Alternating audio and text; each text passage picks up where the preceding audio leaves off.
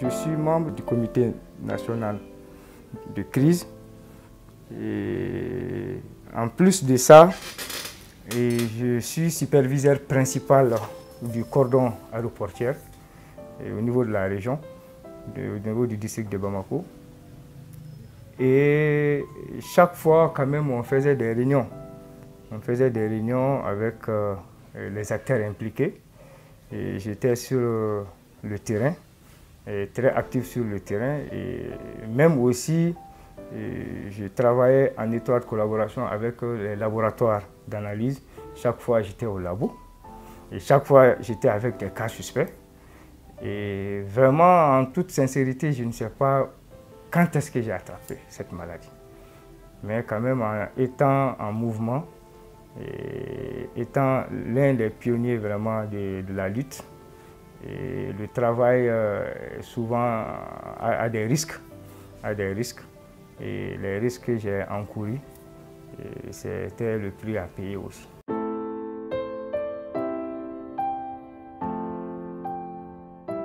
Je dirais que c'est une pathologie qui est un peu extraordinaire.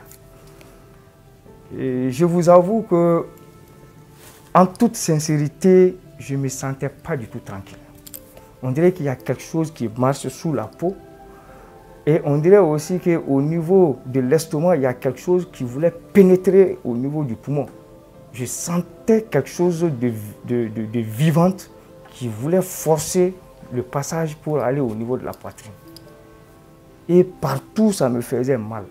Et aussi, on dirait que cette chose marche sous la peau et ça pique.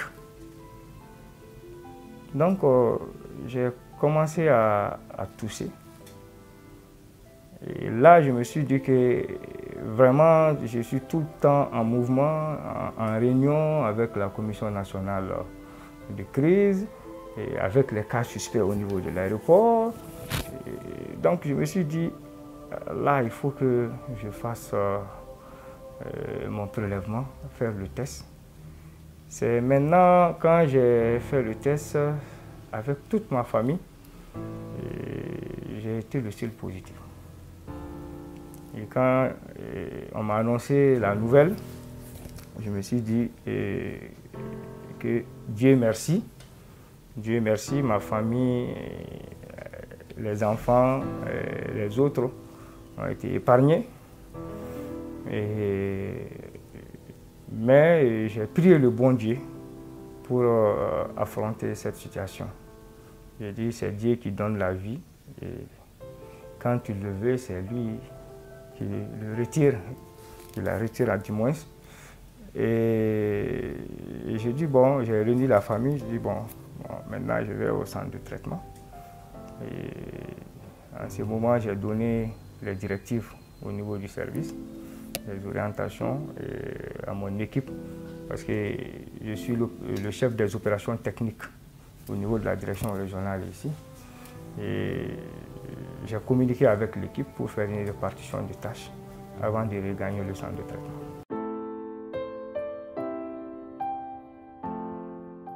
Là où j'ai été, le centre de traitement, au centre de traitement de l'hôpital du Mali,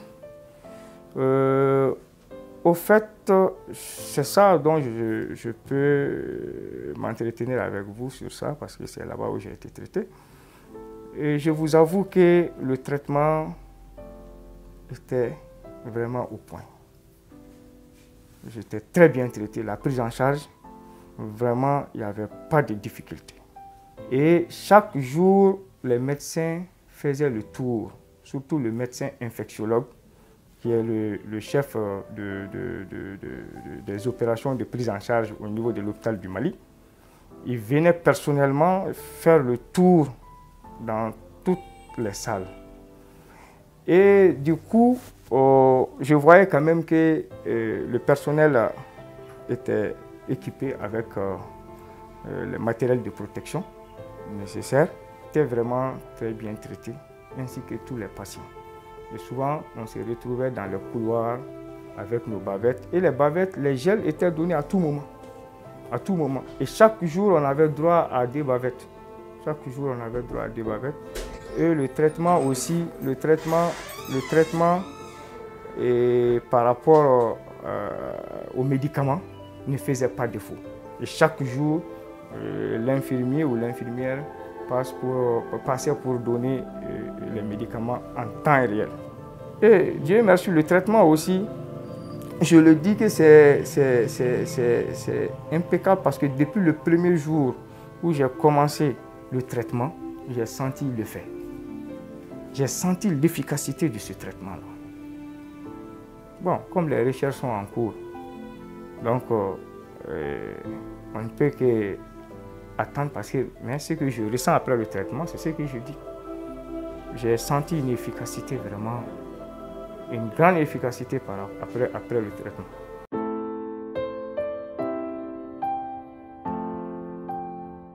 Dans le quartier, les amis se retrouvent devant ma porte pour causer.